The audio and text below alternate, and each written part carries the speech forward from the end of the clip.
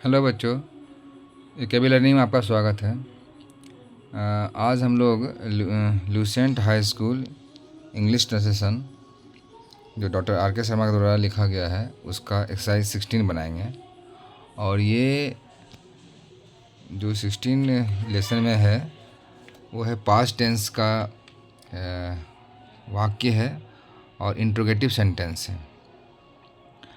तो ये देख लीजिए, यहाँ पर एक्सरसाइज 16 है, जिसे कि यहाँ पर लिखा हुआ है, क्या अकबर अपनी प्रजा के प्रति दयालु रहता था। मैं इसी को यहाँ पर अपने कॉपी पर बनाऊँगा। तो जो ये पास्ट टेंस का सेंटेंस है और इंट्रोगेटिव सेंटेंस है, इसका हम पहले स्ट्रक्चर लिखते हैं, किस प्रकार इसे बनाएंगे, इंग्लिश में किस प्रकार बनाएंगे। तो हम सबसे पहले वाज वेयर देंगे, क्योंकि इंट्रोगेटिव सेंटेंस है और पास्ट टेंस है। तो पास्ट टेंस का वाज और वेयर जो बाद में आता है वो पहले आएगा, प्लस सब्जेक्ट देंगे, फिर वर्ब देंगे और ऑब्जेक्ट दे करके क्वेश्चन मार्क। तो हम बनाते हैं पहले, क्या अकबर अपनी प्रजा के प्रति दयालु रहता था। यहाँ देखिएगा, इसलिए क्या जो है ये हिंदी वाक्य में क्या जो है ये इंट्रोगेटिव सेंटेंस को दर्शाता है। अकबर, अकबर यहाँ पर सब्जेक्ट है और अपनी प्रजा के प्रति दयालु रहता था। देखिए यहाँ पर सेंटेंस है, क्या अकबर अपनी प्रजा के प्रति दयालु रहता था। तो यहाँ पर अकबर सब्जेक्ट है। तो सबसे पहले हम लोग वाज वेयर देंगे, स्ट्रक्चर के अनुसार से वाज वेयर लिख दिए। उसके बाद अकबर लिखेंगे, सब्जेक्ट को लिखेंगे और अब लिखेंगे ऑब्जेक्ट में लिखेंगे। तो पहले दयालु, दयालु का हम लोग वर्ड लिखेंगे, दयालु को लाएंगे काइंड टू ही सब्जेक्ट, दयालु प्रजा के, अपनी प्रजा के प्रति, दयालु अपनी प्रजा के प्रति, तो काइंड टू ही सब्जेक्ट और क्वेश्चन मार्क। इसी तरह से नेक्स्ट क्वेश्चन है, क्या अंग्रेज़ों के राज में भारतीय सुखी रहा करते थे।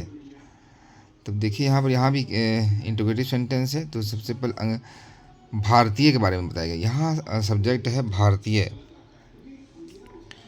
भारतीय है तो हम लोग भारतीय एक चीज़ नहीं हो, ये प्लूरल में आता है, इसलिए वेयर वर्ड यूज करेंगे। वेयर इंडियंस सुखी रहा करते थे, सुखी को लिखेंगे हम लोग हैप्पी, और अंग्रेज़ों के राज में in the reason of English, ये ऑब्जेक्ट हुआ।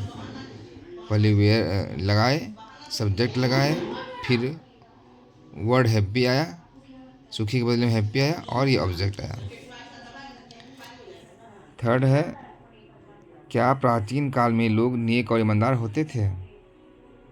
यहाँ भी जो ये लोग है ये सब्जेक्ट का काम कर रहा है, तो हम लिखेंगे वेयर, ये प्लूरल है, वेयर मैन काइंड, नेक और ईमानदार का लिखेंगे kind and honest in ancient times. Question mark जरूर देना है क्योंकि ये इंट्रोगेटिव सेंटेंस है। क्या भगत सिंह देश के लिए मरने के लिए तैयार रहते थे। यहाँ भगत सिंह सब्जेक्ट का काम कर रहा है जो कि सिंगुलर है, इसलिए वाज लगाएंगे।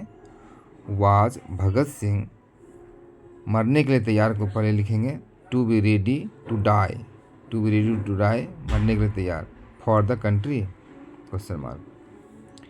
क्या पुराने ज़माने में स्त्रियां प्रगतिशील हुआ करती थीं। यहाँ स्त्रियां सब्जेक्ट का काम कर रही हैं, तो लिखेंगे स्त्रियां, ये प्लूरल है इसलिए वेयर लगाएंगे। वेयर वुमेन, प्रगतिशील का प्रोग्रेसिव है, where women progressive in the olden age, पुराने ज़माने में, ओल्डन एज।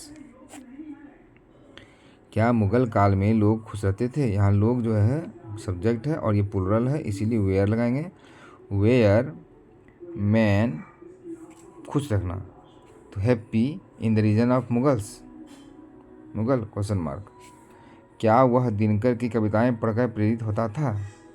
तो यहाँ देखिए वह जो है सब्जेक्ट है, तो वाज ही, प्रेरित होना का लिखेंगे inspired, was he inspired to read the poems of Dinkar question mark. क्या पृथ्वीराज कपूर अपने समय के सर्वश्रेष्ठ अभिनेता हुआ करते थे। यहाँ पृथ्वीराज सब्जेक्ट है जो सिंगुलर है, इसलिए वाज लिखेंगे। वाज पृथ्वीराज कपूर सर्वश्रेष्ठ अभिनेता लिखेंगे, तो बेस्ट एक्टर अपने समय के, ऑफ वंस टाइम।